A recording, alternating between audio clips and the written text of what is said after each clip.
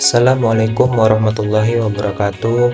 Perkenalkan, nama saya Delvino Fiardi dengan NIM 0575803119, program studi Sistem Informasi dari UPBJJ Palangkaraya.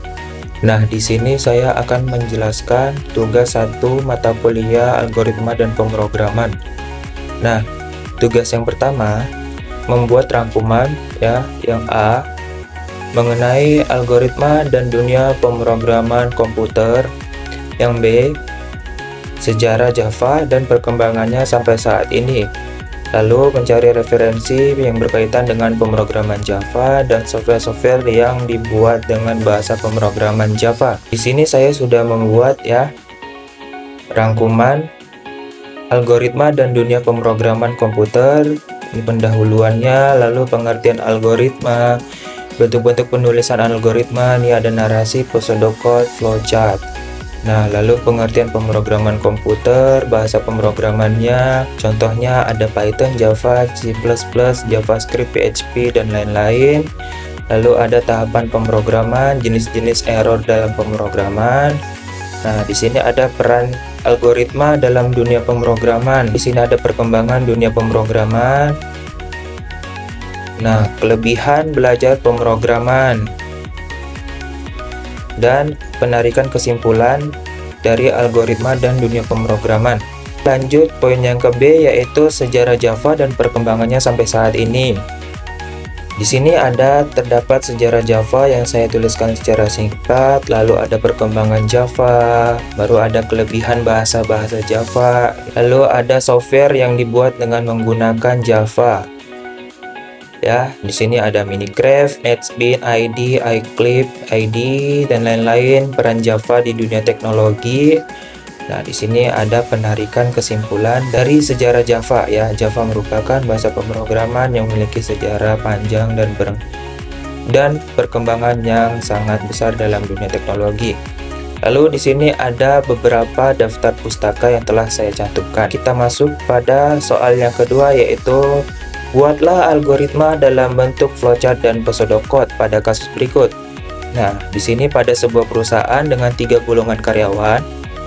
Golongan A yaitu dengan gaji 5 juta, golongan B dengan gaji 6.500.000, golongan C dengan gaji 9 juta. Jika karyawan tersebut lembur, maka mereka dibayar per jam dengan ketentuan sebagai berikut. Yang pertama nih, jika karyawan lemburnya 1 jam, maka gaji lemburnya itu 30% dari gaji pokok. Yang kedua, jika lemburnya itu 2 jam, maka gaji lemburnya itu 32% dari gaji pokok. Dan yang ketiga, jika karyawan lembur 3 jam, maka gaji lemburnya 34% dari gaji pokok. Dan yang keempat, jika karyawan lemburnya itu 4 jam, maka gaji lemburnya 36% dari gaji pokok. Dan yang kelima, jika karyawan lembur lebih atau sama dengan 5 jam, maka gaji lemburnya 38% dari gaji pokok. Inputan pada flowchart dan pseudocode adalah golongan dan jam lembur. Outputnya jumlah penghasilan sama dengan gaji golongan plus gaji lembur. Nah, di sini saya menggunakan Visual Code Studio. Oke, ini draw.io ya. Kita mulai dengan Terminator. Terminator ini biasanya berwarna hijau ya. Kita kasih di sini start.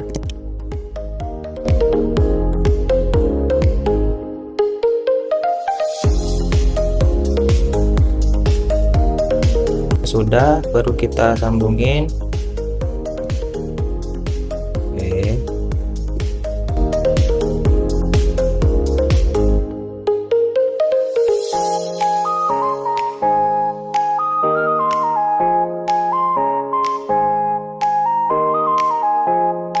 Jumlah penghasilannya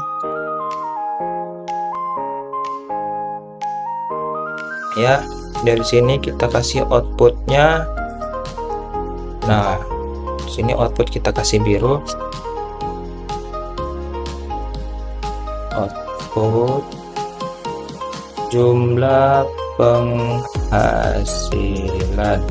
Nah, jumlah penghasilannya di sini tadi kan gaji pokok plus gaji lembur ya, baru outputnya ya kan, baru jumlah penghasilan keseluruhannya. Kita tambahin terminator si merah. Oke.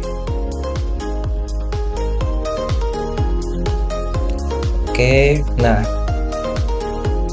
flowchartnya sudah selesai ya. Kita mulai dari start ya kan, lalu input golongan dan jam lembur. Nah, di sini jika golongan A ya, gajinya tuh 5 juta, golongan B dengan gaji 6.500.000, golongan C dengan gaji 9 juta.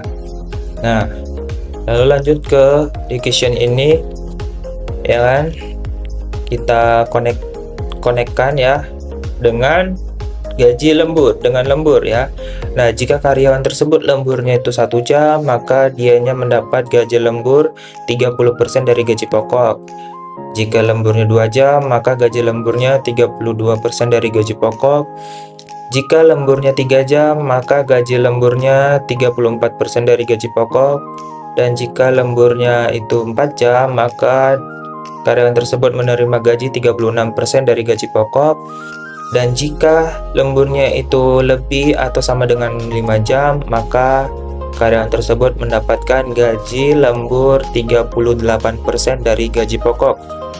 Lalu di sini kita menghitung jumlah penghasilan gaji pokok plus gaji lembur ya.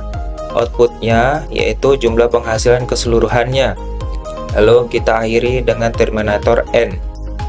Kita lanjut ke pseudocode-nya ya. Pseudocode ini dianya sama seperti flowchart, akan tetapi dia dalam bentuk tulisan ya. Kita mulai dengan start.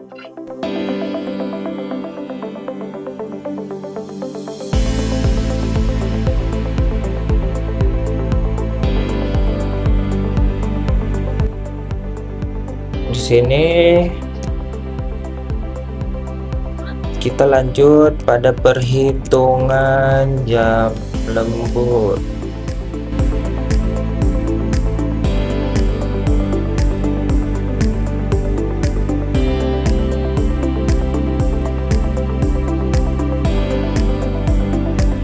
Kita lanjut pada outputnya, yaitu perhitungan jumlah penghasilan ya. Penghitungan jumlah penghasilan. Nah, di sini penghitungan jumlah penghasilannya yaitu gaji pokok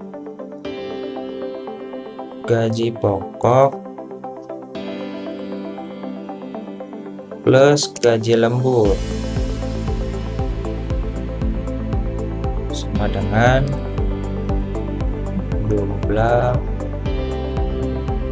jumlah penghasilan. Ini output terakhirnya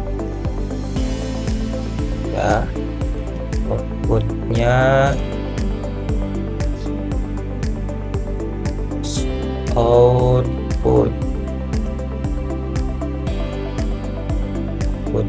jumlah penghasilan